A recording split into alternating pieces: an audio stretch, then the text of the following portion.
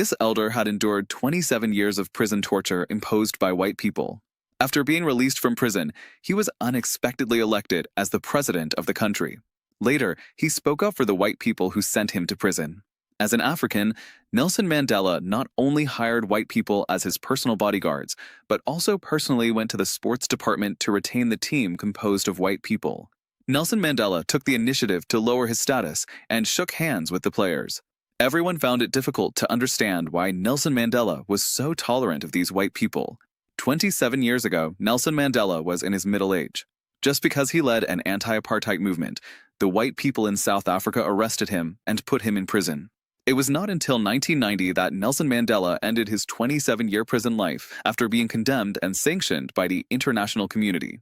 After being released from prison, Nelson Mandela was elected as the president of the country with a new identity. On the day of his election, black people excitedly shouted his name. The white players who were standing by looked gloomy. The coach said disdainfully, "This terrorist is out of prison, and our country will be finished." However, the first thing Nelson Mandela did after taking office was to insist on breaking the apartheid system. This system has kept blacks and whites in a state of hostility for a long time, and the whole country has become turbulent and economically backward. After 4 years of peaceful struggle, Nelson Mandela finally calmed down the violent conflicts in the country. He won precious voting rights for blacks. This was the first time that blacks held their heads high and participated in the election. After achieving results in his work, Nelson Mandela held an inauguration ceremony in Pretoria on May 9, 1994. He officially became the first black president in the history of the Republic of South Africa. Nelson Mandela swore on the podium that he would never allow any racial oppression to occur in this country. But the reality is extremely cruel. On the first day of his inauguration, Nelson Mandela got up early to start a new job. However, when he arrived at the presidential palace with great expectations, he was greeted by the doubts of hostile forces. Not only that, all the white staff also packed up their belongings and prepared to resign collectively, unwilling to obey the orders of this black man. Seeing this, Nelson Mandela immediately ordered all the staff to gather. He first greeted everyone present in standard English, and then declared in a firm tone, "I will never deprive you of the right to choose to leave freely, and you don't need to be afraid. Regardless of the difference in skin color, everything here will continue as usual because I urgently need your support and help." In order to show his determination, Nelson Mandela took the initiative to hire a white bodyguard who had worked for the former president, and signed his name on the appointment letter, but this behavior caused dissatisfaction from Jason, the captain of the black bodyguards, because not long ago, those white people wanted their lives. He asked Nelson Mandela with confusion, and Nelson Mandela explained in a friendly manner, "Whenever the public sees me, they will definitely notice my security team.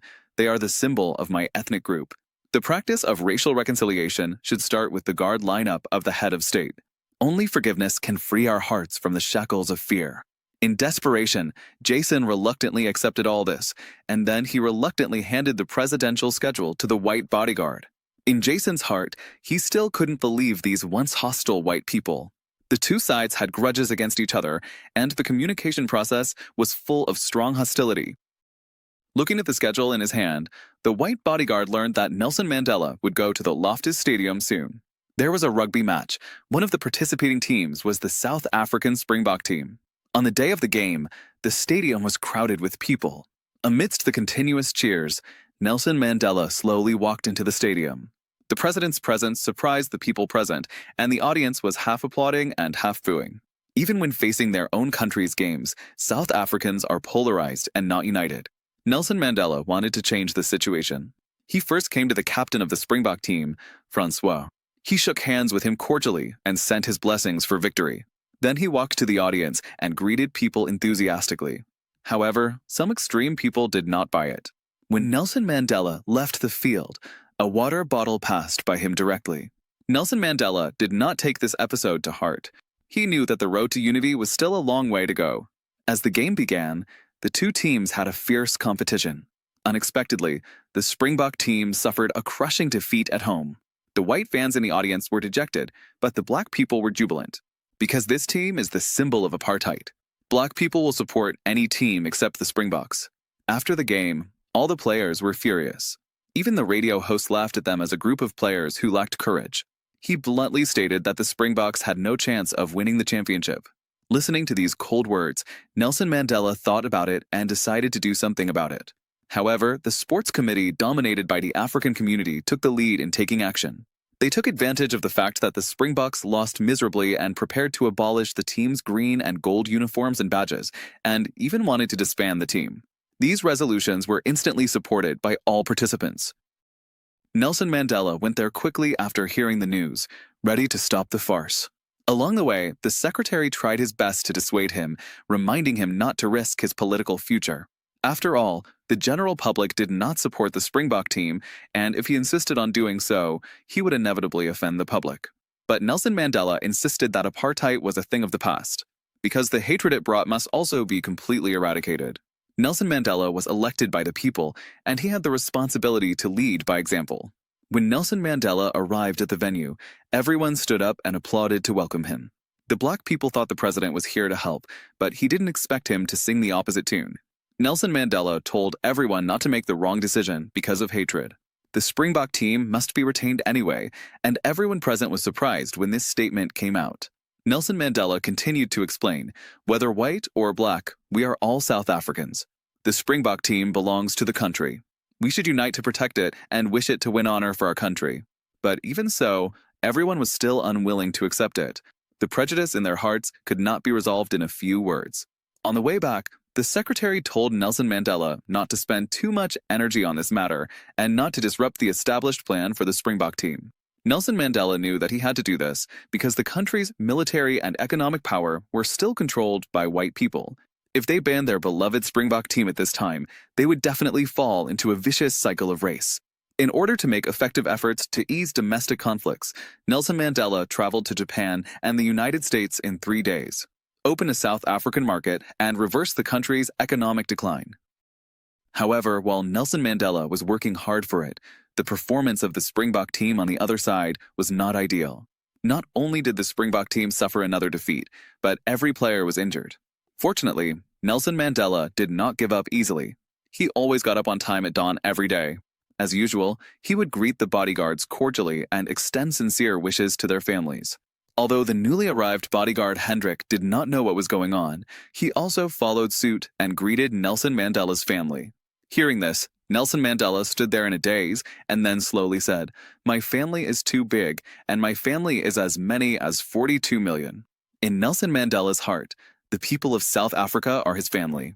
Speaking of this, Nelson Mandela seemed to have his fragile nerves pricked and returned to the room silently with a sad face. Jason warned Hendrik, who was confused, not to ask about the president's family affairs. Because Nelson Mandela has been separated from his wife and children for many years in daily life, Nelson Mandela is also an ordinary person with flesh and blood. But as president, Nelson Mandela must always serve the people. That day, the Secretary General brought this month's pay slip. Nelson Mandela took a look and thought his salary was too high, so he immediately decided to donate 1/3 of it to charity. This action was soon reported in the news, and François's father couldn't help but sneer after seeing it. He thought that everything Nelson Mandela did was just a political show. Just then, François received a call. After hanging up the phone, he stood there in shock. It turned out that President Nelson Mandela invited him to meet in the presidential office. The family members were all shocked when they heard the news, but the black maid was calm and said calmly, "Please tell the president that he hopes he can improve the public transportation system." François seemed very nervous all the way. He did not vote for Nelson Mandela at the beginning. Having only met the president once, François really didn't know what the president wanted to do. François came to the presidential office and asked the white bodyguards around him, wanting to know what kind of person President Nelson Mandela was. Hendrik, the bodyguard who had served as the former president's security, cautiously stated that he must abide by professional ethics and remain silent during his tenure. Now in the office environment of the current President Nelson Mandela, the staff enjoys full freedom of speech. He especially mentioned that when President Nelson Mandela learned that Hendrik liked to taste toffee, President Nelson Mandela always specially prepared this small gift for him during his official visits. It can be seen that Nelson Mandela seems to be a considerate person. However, when he stepped into the office, François couldn't help but get nervous. Unexpectedly, Nelson Mandela was not arrogant at all. He took the initiative to greet him and shook hands with him cordially.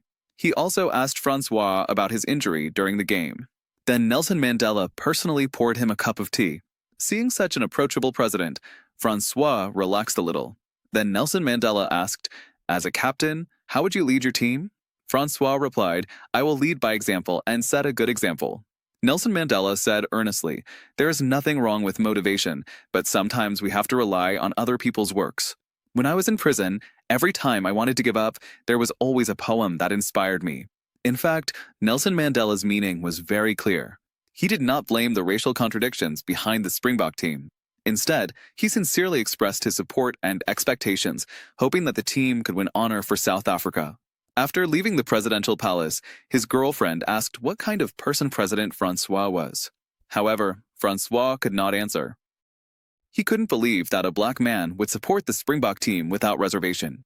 This meeting soon made headlines in major news. That day, Nelson Mandela finally met his daughter. Seeing the photo of her father shaking hands with François in the newspaper, the daughter felt very uncomfortable. The daughter has always had great hatred and prejudice against white people. If it weren't for those white people, her father would not have left her for so long. She complained that her father had lost his ambition, but Nelson Mandela said that selfish emotions and narrow-minded thinking would not make the country better. Faced with his family's misunderstanding, Nelson Mandela could only prove it with practical actions. The World Cup final will be broadcast live, and more than 1 billion people around the world will be able to watch it. Nelson Mandela believes that South Africa can use this to gain popularity and racial conflicts will be eased. For this once-in-a-lifetime opportunity, Nelson Mandela hurriedly issued instructions to the Springbok team, requiring them to conduct a nationwide tour training. However, the players refused to participate on the grounds that they had no time.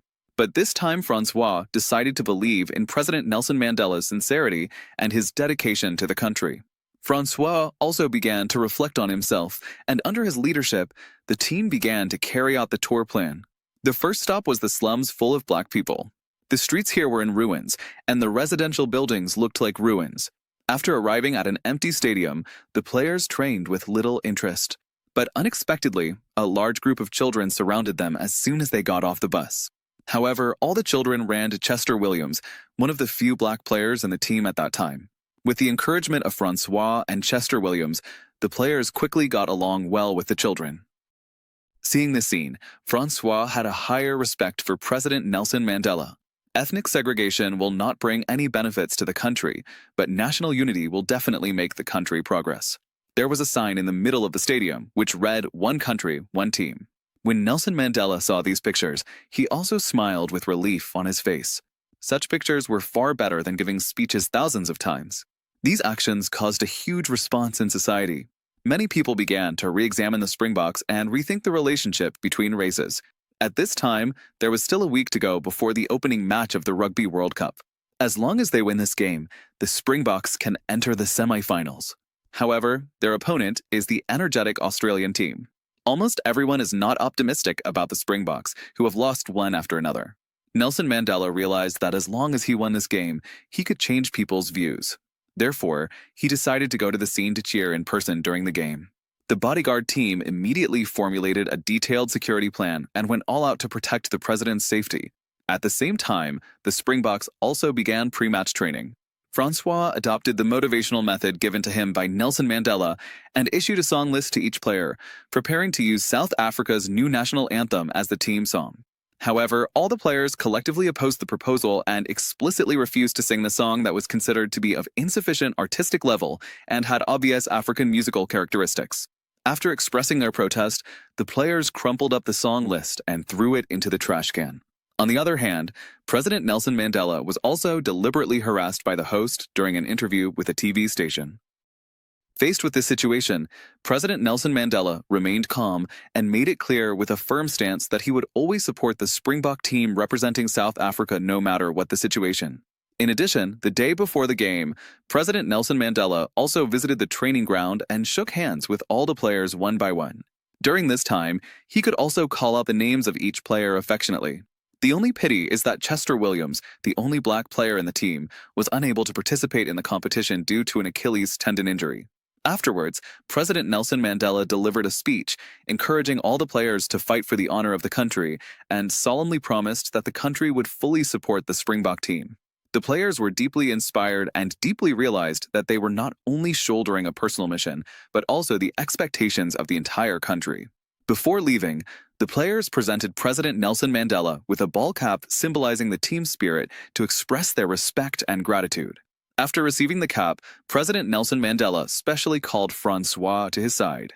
He solemnly copied the poem that had given him spiritual support in prison and gave this precious manuscript to François. The president earnestly hoped that this poem would inject François with strong spiritual power and help him lead the team to victory. That night, Nelson Mandela watched TV and couldn't fall asleep, and François also held the poem and fell into deep thought. The next day, the game officially started. The players wore green jerseys and fought bravely on the field.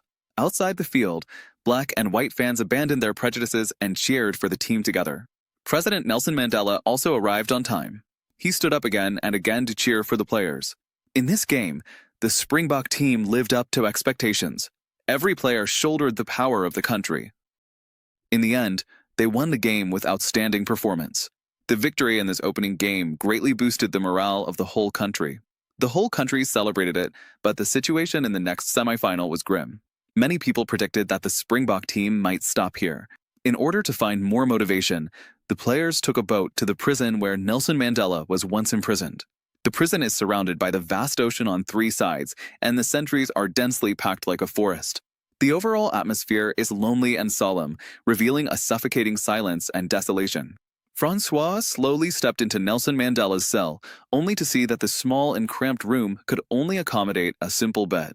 It is hard to imagine that Nelson Mandela survived 27 years of long prison time with extraordinary willpower in such an environment. At this moment, François seemed to hear the call of Nelson Mandela's soul. Through the deep night covering Nelson Mandela, the darkness was like hell. Thank God for giving Nelson Mandela an unconquerable soul. Even if he was tightly grasped by hell, Nelson Mandela would not bow his head or scream. Having experienced the fear of fate, Nelson Mandela can still be fearless. No matter how narrow the door Nelson Mandela is about to pass through, no matter how heavy the responsibility Nelson Mandela is about to bear. Nelson Mandela is the master of his own destiny. Nelson Mandela is the commander of his own soul. In the early morning of that day, Nelson Mandela suddenly fainted while jogging, and Jason rushed Nelson Mandela to the hospital. The doctor warned that President Nelson Mandela must rest, otherwise his physical condition would continue to deteriorate. However, with Nelson Mandela's temper, he would never leave his work alone. He has been paying close attention to the progress of the Springbok team's game and constantly receiving delegations from various countries. At the same time, the Springbok team and the French team are in the semifinals, and the players are burning with team spirit in the heavy rain. Finally, they successfully defeated the French team and got a ticket to the finals. Despite the heavy rain, the enthusiasm of the audience was still as high as fire. After hearing the good news, Nelson Mandela interrupted an important meeting and asked his secretary about the next itinerary of the Springbok team. Knowing that the next game was the final, Nelson Mandela immediately asked his secretary to arrange his schedule to ensure that he could watch the game without any interference. The next day, another semifinal began. The New Zealand team was in full swing and defeated England to enter the final. Their star player Jonah Lamu was strong and had a fast passing speed. He had absolute dominance on the court. The players of the Springbok team regarded it as the biggest problem. François encouraged everyone with a serious face. Even if they tried their best during the game, they could not let Jonah Lamu rush over. Nelson Mandela was also paying attention to this semifinal. At the same time, black bodyguards and white bodyguards were playing rugby together on the grass outside the presidential hall. In the past, this kind of thing would never happen. Nelson Mandela looked at the scene with relief. In his opinion, paying attention to rugby was not a waste of time. Sports and politics were closely linked. Then, he asked the Minister of Sports to draft a report on the New Zealand team. Only by knowing yourself and the enemy can you win every battle.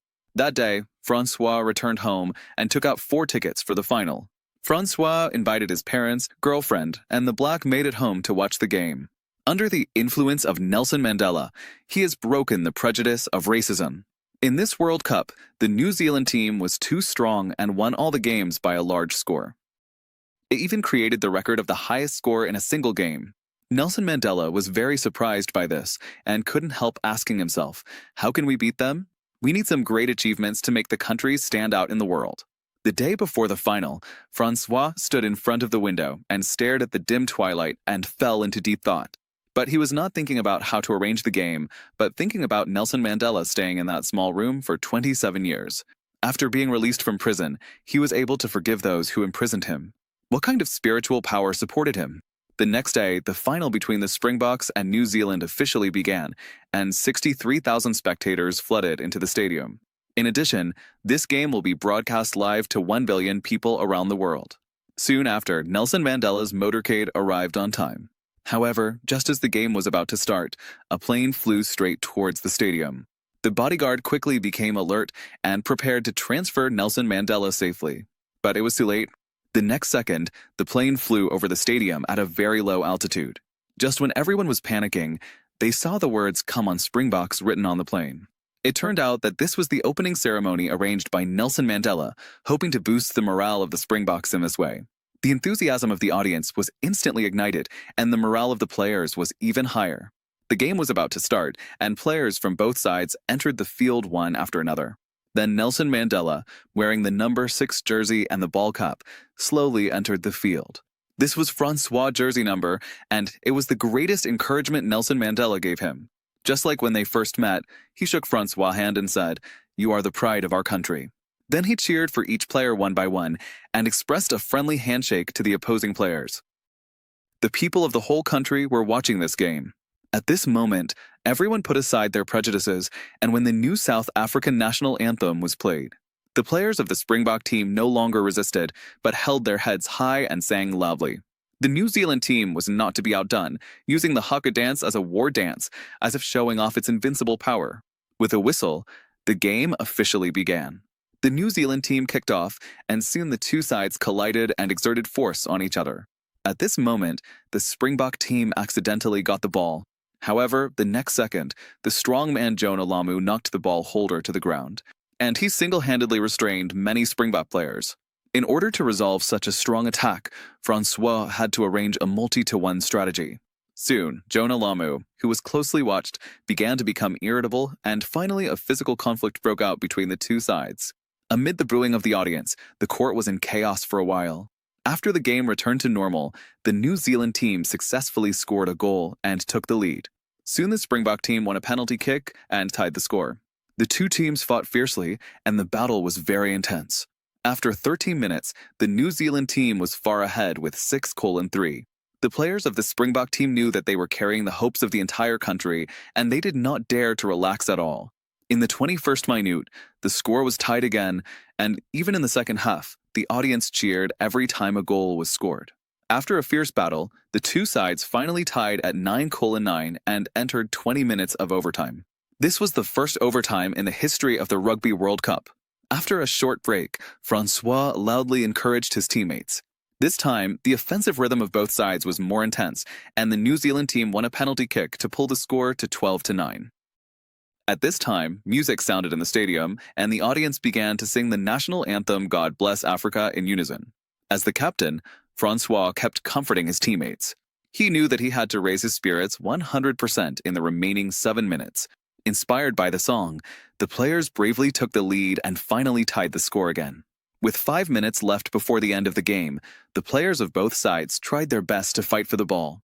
The Springbok players united as one and knocked down Jonah Lomu to successfully grab the ball.